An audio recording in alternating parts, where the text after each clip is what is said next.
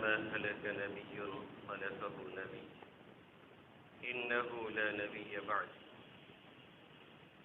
رواه البخاري. وقال في حديث آخر: ليس بخيركم من ترك دنياه لآخرته ولآخرته دنيا يصيب منهما جميعا ولا يكون كلا على الناس. رواه المشكاة. أو كما قال سيدنا وهادينا محمد صلى الله تعالى عليه وسلم. میرے محترم بزرگوں اور دوستوں، میرے غیور نوجوان ساتھیوں، یہ جنوری کا مہینہ چل رہا ہے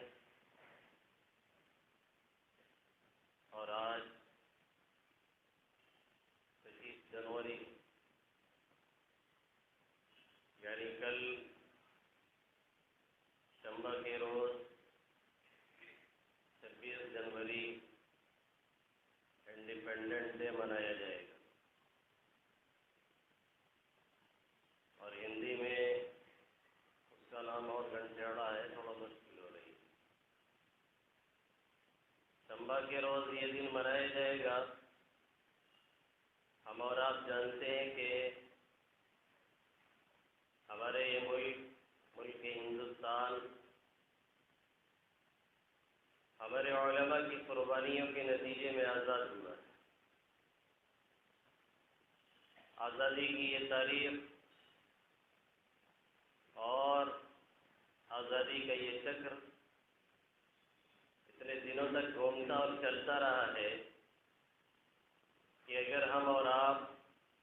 جیسا کہ عوام الناس یہی جانتی ہے کہ 1857 سے معاملہ شروع ہوا تھا، اگر وہاں سے لیا جائے تو بھی کم و بیش 90 سال بن جاتے ہیں، جبکہ حقیقت یہ نہیں ہے۔ حقیقت یہ ہے کہ آزادی کا بگل اور آزادی کا سور پھونکنے والے ٹیپو سلطان شہید علی الرحمہ، نواب سراج الدولہ شہید علی الرحمہ، اسی طریقے سے آزادی کے لیے جدوجہد کرنے کی یا انگریزوں کے خلاف جنگ کرنے کے لیے سب سے پہلا جو فتویٰ میدان میں آیا اور شائع ہوا وہ شاہ عبدالعزیز محدث دہلوی علیہ الرحمہ کا تھا، جس کے بعد سے وہ ہنگامے شروع ہوئے اور انگریزوں کے خلاف وہ جنگیں برپا کی گئیں کہ 2 صدی اور سوا 2 صدی کے بعد انہیں ہندوستان چھوڑنے پر مجبور کر دیا گیا۔ بالآخر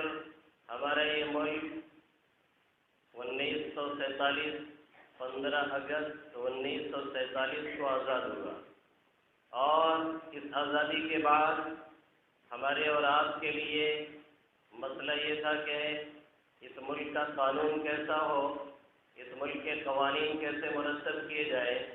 اور کیسے وضع کیے جائیں، کس طرح کا قانون بنایا جائے کہ اس کے اندر سبھی کو برابر کے حقوق دیے جائیں۔ ہم آپ جانتے ہیں کہ اسلام کا جو نظام ہے اور اسلامی جو سیاست ہے اور اسلامی جو طرز حکومت ہے، اس میں عوام کسی ایک شخص کو اپنا نمائندہ چنتی ہے اور وہ شخص اسلامی اصول اور ضابطے کے مطابق پھر حکومت کر رہا ہوتا ہے۔ جہاں پہ یہ ضابطہ دیا گیا ہے اور جہاں پہ یہ ضابطہ عطا کیا گیا ہے کہ کسی شخص سے اگر ہماری اور آپ کی دشمنی بھی چل رہی ہے اور کسی شخص سے ہماری اور آپ کی دوری چل رہی ہے، کسی شخص کو ہم ناپسند کر رہے ہیں، پھر بھی عدل و انصاف کا دامن ہمارے ہاتھ سے نہیں جانا چاہیے۔ یہ ہمارے اسلام کا پیغام ہے۔ وَلَا يَجْرِمَنَّكُمْ شَنَآنُ قَوْمٍ عَلَىٰ أَلَّا تَعْدِلُوا اعْدِلُوا هُوَ أَقْرَبُ لِلتَّقْوَىٰ وَاتَّقُوا اللَّهَ۔ کسی بھی قوم سے دوری، کسی بھی قوم سے کینہ، کسی بھی قوم سے عداوت ہمیں اور آپ کو اس پر نہیں مجبور کر سکتی ہے کہ ہم اس کے خلاف کوئی ایسی کارروائی کر بیٹھیں جس کارروائی کی ہمارے لیے گنجائش نہیں، جس کارروائی کی ہمارے لیے اجازت نہیں، جس طرح کی دھڑ پکڑ کی ہمارے لیے اجازت رہی، اس طرح کی کوئی بھی کارروائی ہم اور آپ نہیں کر سکتے ہیں۔ اب مشکل یہ ہے کہ یہ نظام پوری دنیا کے اندر میرے خیال سے کہیں نظر نہیں آتا ہے۔ مشکل یہ ہے کہ اس نظام کو پوری دنیا میں ہم کہیں دکھا نہیں سکتے ہیں کہ ہمارا یہ اسلامی نظام چل رہا ہے۔ جہاں پہ اسلام کے نام پہ حکومتیں ہیں وہاں پہ کیا برپا ہے اور کیا ہنگامے کیے جا رہے ہیں، اور خود علماء کرام کے خلاف کیا کریک ڈاؤن کیا جا رہا ہے، وہ سب واقف ہیں، کوئی بیان کرنے کی ضرورت نہیں ہے۔ اب اس کا ایک متبادل کے طور پر جمہوریت ہو سکتی ہے، ڈیموکریسی ہو سکتی ہے، دوسری اور کوئی چیز نظر نہیں آتی ہے۔ شاید ہندوستان کے اندر ہمارے اکابرین نے، شاید ہندوستان کے اندر ہمارے علماء نے، شاید ہندوستان کے اندر ہمارے دانشوروں نے، شاید ہندوستان کے اندر ہمارے مفکرین نے، شاید ہندوستان کے اندر ہمارے فقیہ خواہوں نے اس نظام حکومت کو اسی لیے قبول کیا کیونکہ اس میں کم سے کم عوام کو اپنی رائے دینے کی، عوام کو اپنا حق مانگنے کی، عوام کو اپنی آواز اٹھانے کی، عوام کو اپنا احتجاج درج کرانے کی، عوام کو سامنے آ کر کے اپنی بات رکھنے کی، عوام ہی نہیں، عوام در عوام، جو عوام کل انعام ہو چکی ہو، جس کی سمجھ بھی قاعدے سے کام نہ کرتی ہو، وہ بھی اپنے حق رائے دہی کا آسانی سے استعمال کر سکتا ہے۔ اس نظام حکومت کے اندر اور اس جمہوریت کے اندر، جسے عربی میں ڈیموکراسیہ کہا جاتا ہے اور انگریزی میں ڈیموکریسی کہا جاتا ہے، یہ یونان سے آیا ہوا ایک لفظ ہے۔ ڈیمو کے معنی عوام کے آتے ہیں، کریسی کے معنی حکومت کے آتے ہیں۔ جب دونوں ملا ڈیموکریسی بنا، اور جب ڈیموکریسی بنا تو اس کا ترجمہ یہ ہوا کہ عوامی حکومت، یعنی وہ ایسی حکومت جس کے اندر حاکمانہ اختیارات عوام کے پاس ہوتے ہیں، عوام اپنی بات منوا سکتی ہے، عوام اپنی بات کہہ سکتی ہے، عوام اپنی بات رکھ سکتی ہے، عوام اپنا حق مانگ سکتی ہے، مانگ ہی نہیں سکتی ہے۔ اگر صلاحیت ہماری مضبوط ہے تو جبڑوں میں ہاتھ ڈال کر کے بھی ہم اپنے حق کو چھین سکتے ہیں۔ یہ جمہوریت کا مطلب ہوتا ہے، یہ ڈیموکریسی کا مطلب ہوتا ہے۔ امریکی سابق صدر لنکن ابراہم نے کہا، the government of people, government of people, by the people, for the people. اس میں دور لازم آ رہا ہے، عربی پڑھنے والے جانتے ہیں۔ Government of the people, by the people, for the people, یعنی لوگوں کی حکومت لوگوں کے ذریعے سے اور لوگوں کے واسطے، لوگوں کے فائدے کے لیے لوگوں کی حکومت لوگوں کے ذریعے سے چنی جائے اور لوگوں ہی کے لیے چنی جائے، یہ جمہوریت کی تعریف کی جاتی ہے۔ بہرحال جو بھی اس کی تعریف ہو، اس نظام کو قبول کرنے کی میں سمجھتا ہوں کہ یہی وجہ بن رہی ہے یا بنتی ہے کہ اس سے اچھا نظام بظاہر ہمارے پاس موجود نہیں ہے۔ جو اسلامی نظام ہے اور جو طور طریقہ ہے وہ سب سے عمدہ اور بہتر ہے، اس میں ذرا برابر شک اور شبہے کی گنجائش نہیں، لیکن ہمارے پاس یہ دکھانے کے لیے کہ اسلامی نظام فلاں جگہ رائج ہے، اسلامی نظام فلاں ملک میں رائج ہے، اسلامی نظام فلاں کنٹری میں رائج ہے، یہ دکھانے کے لیے ہمارے پاس نہیں ہے، اس لیے ہم دکھا نہیں سکتے ہیں۔ شاید اسی وجہ سے جمہوریت کو قبول کیا جاتا ہے۔ 1947 میں آزادی ملنے کے بعد پھر قانون بننے کی بات ہوئی اور قانون بننا شروع ہوا، مسودہ پہ مسودہ اس کا تبدیل کیا گیا اور بنایا جاتا رہا، حتیٰ کہ 26 نومبر 1949 کو آزادی ملنے کے 2 سال 11 ماہ 18 یا 17 دن کے بعد 6 کروڑ 4 لاکھ خرچہ کرنے کے بعد یہ دستور مرتب ہوا، اور مرتب کر کے یہ آئین ساز دستور کے ذریعے سے لوگوں کے سامنے پیش کیا گیا۔ جو لوگ اس میں انوالو تھے انہیں دکھایا گیا، سب لوگوں نے بیٹھ کر کے اس کا مطالعہ کیا، اور بالاختیار 26 جنوری 1950 کو اس دستور کو نافذ کیا گیا، اور جو اس کی اردو اور انگریزی کی کاپیاں تھیں سب پہ سب ممبران نے دستخط کی، سوائے حضرت مولانا حضرت موہانی رحمۃ اللہ علیہ کے۔ انہوں نے یہ کہہ کر کے دستخط کرنے سے انکار کر دیا تھا کہ یہ دستور کوئی نیا دستور نہیں ہے، یہ آئین کوئی نیا آئین نہیں ہے، یہ قانون کوئی نیا قانون نہیں ہے، یہ قانون وہی ہے جو برٹش کا تھا، جس میں کچھ توسیع کی گئی ہے، اس سے ہم ہندوستانیوں کا حق ملنے والا نہیں ہے، اس سے ہمارے حقوق میسر ہونے والے نہیں ہیں۔ یہ کہہ کر کے انہوں نے دستور پر دستخط نہیں کیے، باقی سبھی لوگوں نے دستخط کر دیا، اور یہ دستور جو چلتا ہے عدلیہ سے چلتا چلتا ہے، مقننہ سے چلتا ہے، انتظامیہ سے چلتا ہے، اور جمہوریت کا جو چوتھا ستون اور چوتھا پلر ہے یعنی میڈیا، اس کے ذریعہ سے یہ ملک ہر جگہ چل رہا ہے۔ اس میں تمام عہدوں کو بانٹ دیا گیا ہے، 4 حصوں میں تبدیل کر دیا گیا ہے تاکہ یہ نظام بہتر سے بہتر طور سے چلتا رہے، اور یہ ڈیموکریسی اور یہ جمہوریت اور جو یہ قانون لایا جاتا ہے یا کسی ملک میں لایا گیا ہے، یہ ہندوستان کے اندر ہمارے اور آپ کے سامنے جو قانون پیش کیا گیا اور سبھی ممبروں نے حضرت مولانا حضرت موہانی رحمہ اللہ تعالیٰ کے علاوہ جو دستخط کیا،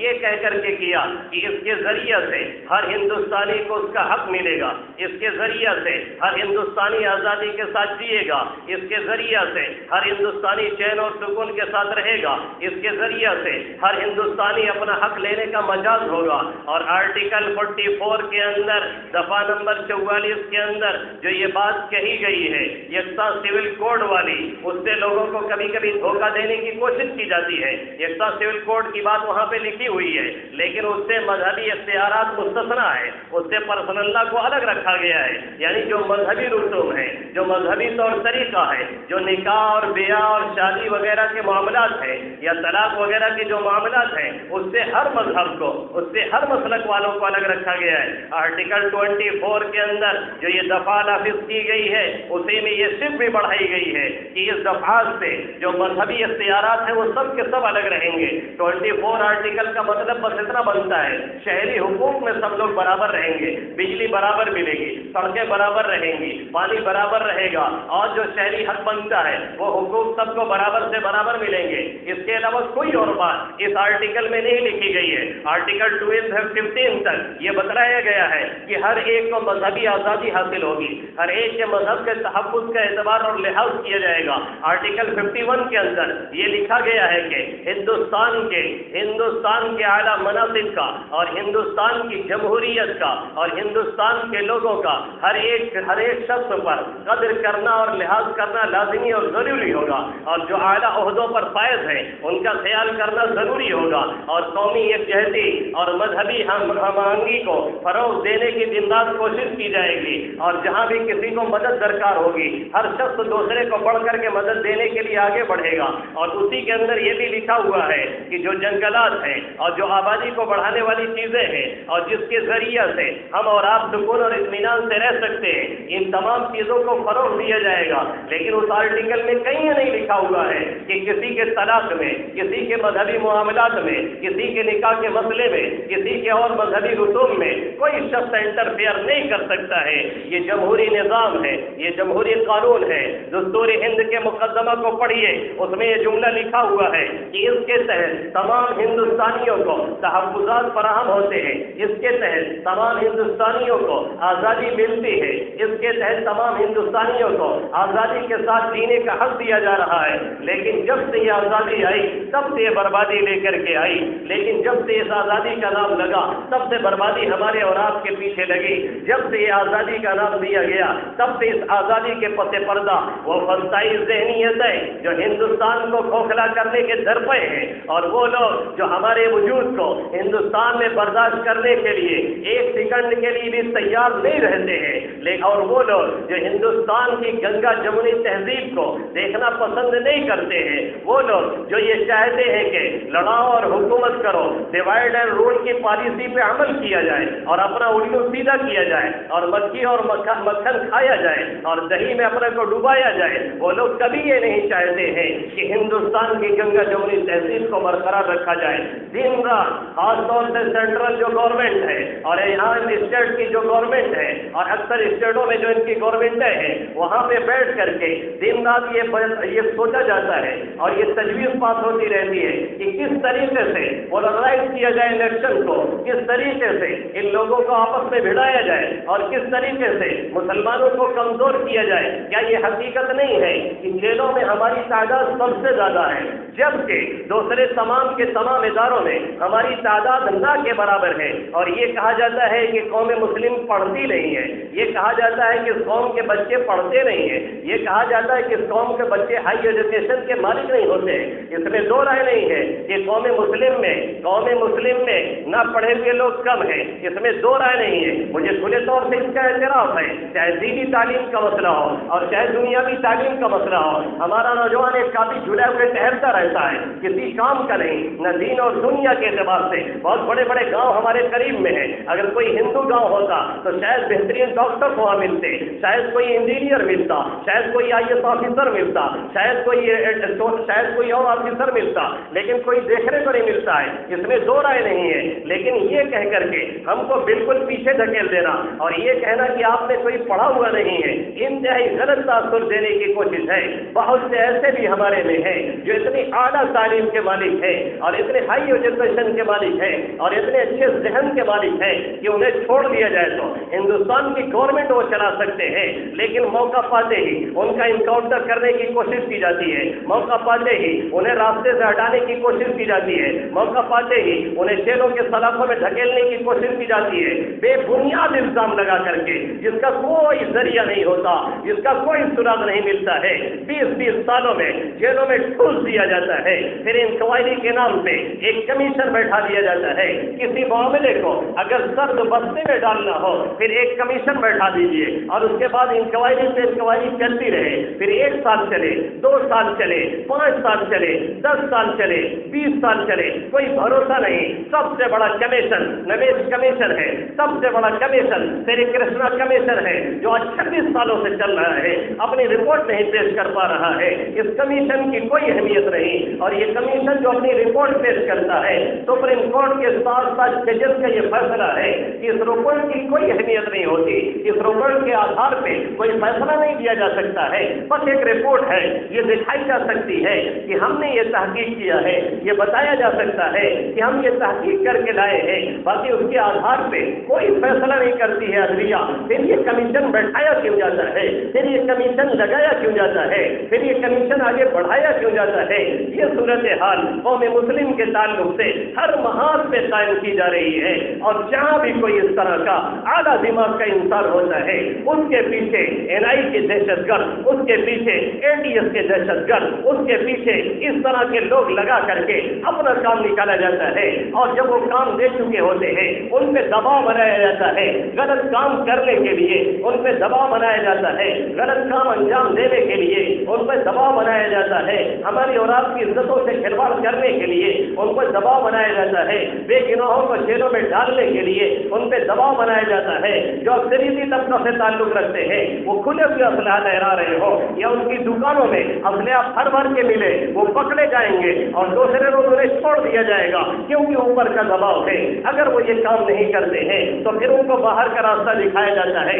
جیسے آلوک ورما کو CBI سے ڈائریکٹر سے ہٹا دیا گیا، جیسے جسٹس لویا کو یہاں سے نہیں دنیا ہی سے انہیں ہٹا دیا گیا کیونکہ وہ کھڑے اترنا چاہ رہے تھے، حکومت کے دباؤ میں وہ نہیں آ رہے تھے۔ حکومت دباؤ ڈال کر کے اپنا کام نکالنے کی ہر محاذ پہ کوشش کر رہی ہے اور بار بار اس کوشش میں لگی ہے۔ اس طریقے سے یہاں کے آئین کو، یہاں کے قانون کو تبدیل کر کے رکھ دیا جائے، دن رات اسی کوشش میں بار بار حکومت اس سلسلے میں کوشش کرتی ہے۔ اگر کوئی اس کی کوشش کے خلاف جاتا ہے اسے راستے سے ہٹایا جاتا ہے۔ ہیمنت کرے سابق افسر، اس کو کیسے راستے سے ہٹایا گیا دنیا جانتی ہے۔ جسٹس لویا جو جج ہے کوئی معمولی جج نہیں ہے، عدالت عظمیٰ کا جج ہے، اسے مار کے ہٹا دیا گیا، کوئی جانچ کرنے کے لیے تیار نہیں ہے۔ گوری لنکیش جو ان لوگوں کے خلاف لکھ رہی تھی ان کو بھی راستے سے ہٹا دیا گیا، میڈیا کو پورے کنٹرول میں لیا گیا ہے۔ ہندو مسلم ڈیبیٹ کر کے ذہنوں کو گرمایا جاتا ہے،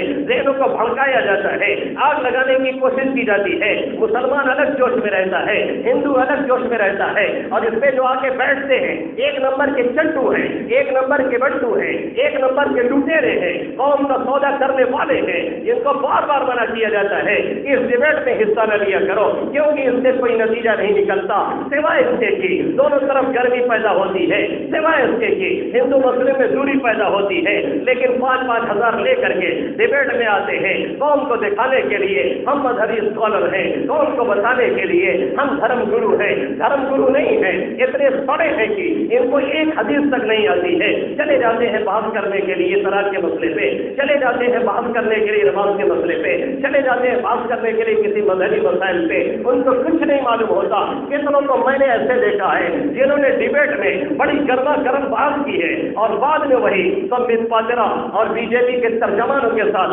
بیٹھ کے ناشتہ کر رہے ہوتے ہیں اور ان کے ساتھ چائے پی رہے ہوتے ہیں اور ہم سینہ ٹھوکتے ہیں کہ یہ دیکھیے بحث میں کتنا زبردست حصہ لے رہا ہے. یہ ڈیبیٹ نہیں ہے, یہ بحث نہیں ہے, اس کا کوئی نتیجہ نہیں ہے. اس کے ذریعے سے ہمیں اور آپ کو ورگلایا اور بہکایا جا رہا ہے. یہ بھڑکاؤ بیان اور یہ جوشیلے بیان جہاں پہ ہوتے ہیں عموماً نقصان پہنچاتے ہیں. کبھی کبھار اس کی ضرورت ہوتی ہے جب حالات بالکل بے قابو ہو جائے اور یہ سمجھ لیا جائے کہ اب فائر کرنے کے علاوہ کوئی چارہ نہیں ہے, تب اس طرح کے بیانات دیے جاتے ہیں. ورنہ عام حالات میں سنجیدہ گفتگو کی جائے, متانت سے کی جائے, دھیمے لہجے میں کی جائے تو شاید کچھ اثر انداز ہو سکے. میڈیا پہ پورا کنٹرول حاصل کیا گیا اور یہی نہیں, کنٹرول حاصل کر کے اپنی خبریں چلائی جا رہی ہیں, فرضی خبریں چلائی جا رہی ہیں اور جو حقیقت ہے اسے دبانے کی کوشش کی جاتی ہے. اگر کوئی پترکار مانتا نہیں اسے ٹی وی چینل سے باہر نکالا جا رہا ہے. فون پر سون واجپئی ابھیشاپ شرما کو کیسے باہر کیا گیا؟ رمیش کمار ٹی وی بار بار کہہ رہا ہے آئیے کہ انٹرویو دے دیجیے. 5 سال گزرنے کو ہے, محترم انٹرویو دینے کے لیے نہیں جا رہے ہیں کیونکہ وہ کھل کے بولتا ہے, کیونکہ وہ کھل کے بات کرتا ہے. ہر محاذ میں یہی گیم کھیلا جا رہا ہے. جو گنگا جمنی تہذیب ہے اس کو کبھی گورستر کے نام پہ, کبھی لو جہاد کے نام پہ, کبھی لینڈ جہاد کے نام پہ, کبھی کسی اور مسئلے کے نام پہ لڑا کر کے ہندو مسلم کے درمیان دوری پیدا کی جا رہی ہے. الیکشن کو پوری طرح سے پولرائز کرنے کی کوشش کی جا رہی ہے اور 2019 جتنے قریب آئے گا اس طرح کے کھیل مزید کھیلے جائیں گے اور اس طرح کا طریقہ اختیار کیا جائے گا اور ہم اور آپ اس میں گرتے ہوئے چلے جائیں گے کیونکہ ہمارے پاس کوئی سوچ نہیں ہے, ہمارے پاس کوئی سمجھ نہیں ہے, ہمارے پاس کوئی استقلال نہیں ہے, ہمارے پاس کوئی ایسی بات نہیں ہے جو ہم کر کے کسی طریقے سے اپنی کامیابی حاصل کر لیں. ہم ان چیزوں میں پھنس کر کے رہ جاتے ہیں اور یہ نہیں سمجھ میں ہمیں آتا ہے کہ ہمیں کرنا کیا ہے. یوم جمہوریہ تو آیا ہے, اس میں پیغام کیا دے رہا ہے؟ یوم جمہوریہ تو آیا ہے, ڈیموکریسی تو ہے, آزاد ہندوستان میں بظاہر آزادی تو ہے لیکن مکمل پابندی ہے. اس سے نکلنے کا ذریعہ کیا ہے, اس سے نکلنے کا طریقہ کیا ہے؟ صورت حال یہ بنی ہوئی ہے کہ ہر محاذ پہ یہ اعلان کیا جا رہا ہے اور ہر محاذ پہ یہ کہا جا رہا ہے 1400 سال پہلے جو میرے آقا سے کہا گیا, 1500 سال پہلے جو نبی محترم محمد عربی صلی اللہ علیہ وسلم سے کہا گیا, 2000 سال پہلے, 3000 سال پہلے جو حضرت شعیب اور ان کی قوم سے کہا گیا, حضرت ابراہیم سے کہا گیا وقال الذين كفروا لنخرجنك يا شعيب والذين آمنوا معك من قريتنا أو لتعودن في ملتنا قال أولو كنا كارهين. یہ کافر کہتے ہیں, یہ دہشت گرد کہتے ہیں اے شعیب اور تمہارے ساتھ جتنے ایمان لائے ہیں یا شعیب والذین آمنوا معك من قريتنا, ہم تمہیں اپنی بستی سے نکال دیں گے, ہم تمہیں مظفر نگر سے نکال دیں گے, ہم تمہیں آسام سے نکال دیں گے, ہم تمہیں بہار سے نکال دیں گے, ہم تمہیں گجرات سے مار کر کے یو پی اور بہار میں بھگا دیں گے. لنخرجنك يا شعيب والذين آمنوا معك من قريتنا أو لتعودن في ملتنا. یا تو نکل جاؤ, یا تو ہمارا مذہب قبول کر لو, یا تو چلے جاؤ پاکستان, یا تو ہندو بن جاؤ. ہمیں پاکستان بھیجنے والوں تمہیں کہاں بھیجا جائے, سری لنکا بھیج دیا جائے. ہمیں بار بار یہ جملہ کیوں کہا جا رہا ہے کہ پاکستان بھیج دیا جائے گا؟ او لتعودن في ملتنا قال اولو كنا كارهين. شعیب فرماتے ہیں, حضرت شعیب علیہ السلام کیا ہم ناپسند کرتے ہو پھر بھی یہ طریقہ اختیار کریں؟ اٹ از امپاسبل, یہ ناممکن ہے, یہ ہو نہیں سکتا ہے. حضرت ابراہیم سے ان کی قوم کہتی ہے لنخرجنکم من ارضنا او لتعودن في ملتنا, یا تو ہم تمہیں اپنے ہاں سے نکال باہر کریں گے یا تو ہمارے مذہب میں واپس آنا پڑے گا. آج یہی صدا اگر لگ رہی ہے تو کوئی بڑی بات نہیں ہے, آج یہی نعرے اگر لگ رہے ہیں تو کوئی بڑی بات نہیں ہے. آج بستائی طاقتیں اگر ٹوٹ پڑی ہیں اور ہمیں اور آپ کو تباہ کر رہی ہیں تو ہمیں سمجھنے کی, ہمیں سوچنے کی, ہمیں سیکھنے کی, ہمیں کلا دکھانے کی, ہمیں یقین کرنے کی, ہمیں تدبیر اختیار کرنے کی مل جل کر کے ضرورت ہے. ہمیں اس بات کی ضرورت ہے کہ ایک دوسرے کو اتحاد کا پیغام دیا جائے. ہمیں اس بات کی ضرورت ہے کہ ایسی پوسٹ ڈالی جائے جس سے سامنے والا مستعد نہ ہونے پائے. ہمیں اس بات کی ضرورت ہے کہ ہمیں اللہ سے مانگے جیسے میرے نبی نے مانگا تھا جب مکہ سے نکالا گیا اور مدینہ میرا نبی جا رہا تھا. اللہ نے فرمایا وَقُلْ رَبِّ ادْخِلْنِي مُدْخَلَ صِدْقٍ وَأَخْرِجْنِي مُخْرَجَ صِدْقٍ وَاجْعَلْ لِي مِن لَّدُنكَ سُلْطَانًا نَّصِيرًا. اے میرے مولا جیسے تو نے بہتر جگہ سے نکالا, اخرجنی مخرج صدق, تو اچھی جگہ سے مجھے نکال, یہاں سے نکلنا بھی اچھا ہو, یہاں سے ہٹنا بھی اچھا ہو. یعنی مکہ سے میں نکل رہا ہوں تو یہ نکلنا بھی میرے لیے بہتر ہو, مدینہ جا رہا ہوں تو وہاں جانا میرے لیے بہتر ہو. واجعل لي من لدنك سلطانا نصيرا. میرے مولا مجھے ایک پاور عطا فرما, میرے مولا